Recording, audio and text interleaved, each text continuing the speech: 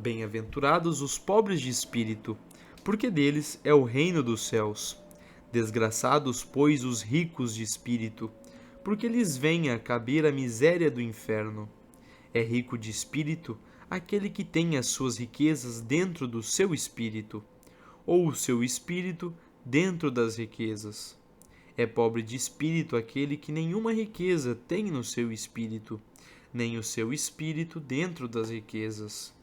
Os alciões fazem os seus ninhos como uma palma, e não deixam neles senão uma abertura da parte de cima, e colocam-nos à beira-mar. Ficam, porém, tão fortes e impenetráveis que, combatidos das ondas, nunca lhes pode entrar a água, e até nadando por cima dela. Ficam assim no meio do mar, como senhores dele. O teu coração, cara Filoteia, deve ser assim, aberto somente para o céu, e impenetrável às riquezas e coisas caducas. Se tens riquezas, conserva o teu coração isento de afeto a elas, que ele se conserve sempre acima delas, e que no meio das riquezas esteja sem riquezas o Senhor das riquezas. Não ponhas nem ocupes este espírito celeste nos bens terrenos. Faze com que lhe seja sempre superior, e ande sobre eles, e não neles. A diferença entre ter veneno e ser envenenado.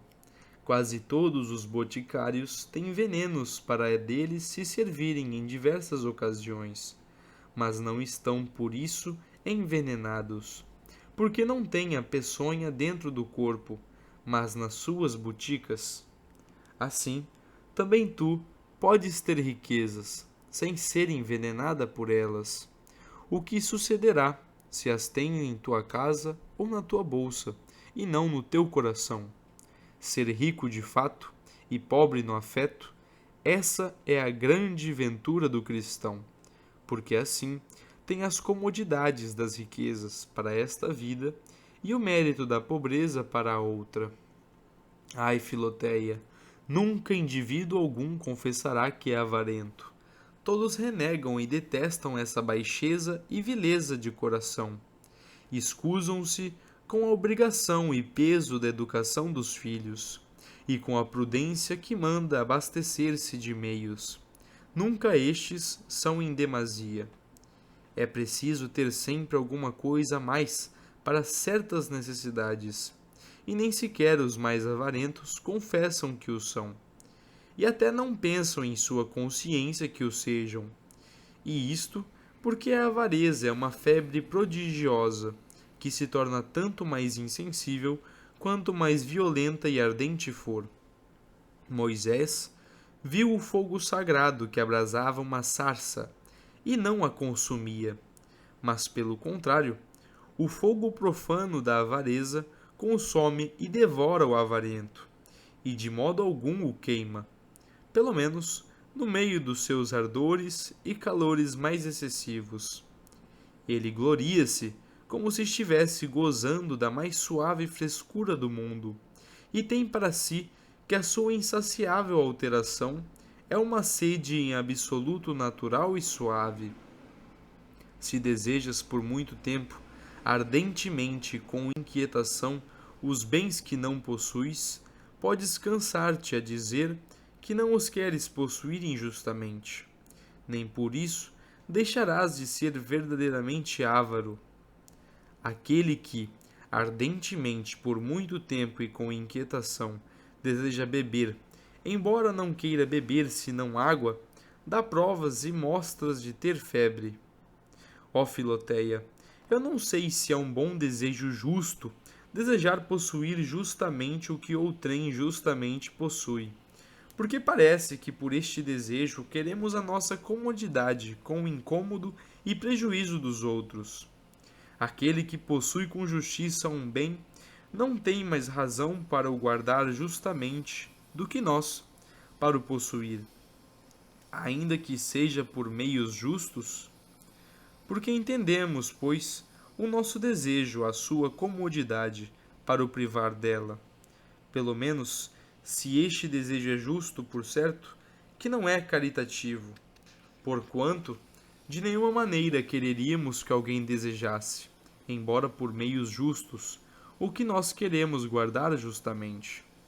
Foi o pecado de Acabe que quis ter por meios justos a vinha de Nabor, que este ainda com mais justiça queria guardar. Desejou-a ardentemente, por muito tempo, e com inquietação, e, portanto, ofendeu a Deus.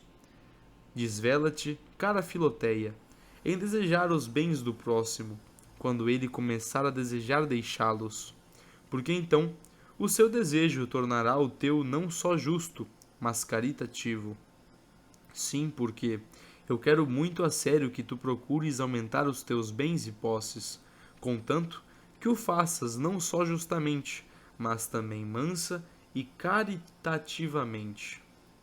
Se te afeiçoas muito aos bens que possuís e andas com isso deveras preocupada, pondo neles o teu coração e prendendo a eles os teus pensamentos, alimentando um receio vivo e febricitante de os perder, podes crer-me, ainda estás com uma espécie de febre, porque os febricitantes bebem a água que se lhes dá com uma certa sofreguidão, com uma espécie de preocupação e de contentamento, que não é costume terem os sãos. Não é possível comprazermos-nos muito numa coisa que não temos muito apego. Se te suceder perder bens e advertires que o teu coração se penaliza e aflige muito com isso, podes crer, Filoteia, que lhe tens muita afeição, pois nada dá melhor prova de apego a uma coisa perdida do que a aflição de a perder. Não desejes com um desejo cabal e determinado os bens que não tens. Não apegues muito o coração aos que tens. Não te aflijas muito com as perdas que te sobrevierem. E assim terás motivo para crer que, sendo rica de fato, não o és de afeto, porque és pobre de espírito, e por conseguinte bem-aventurada, porque te pertence o reino dos céus.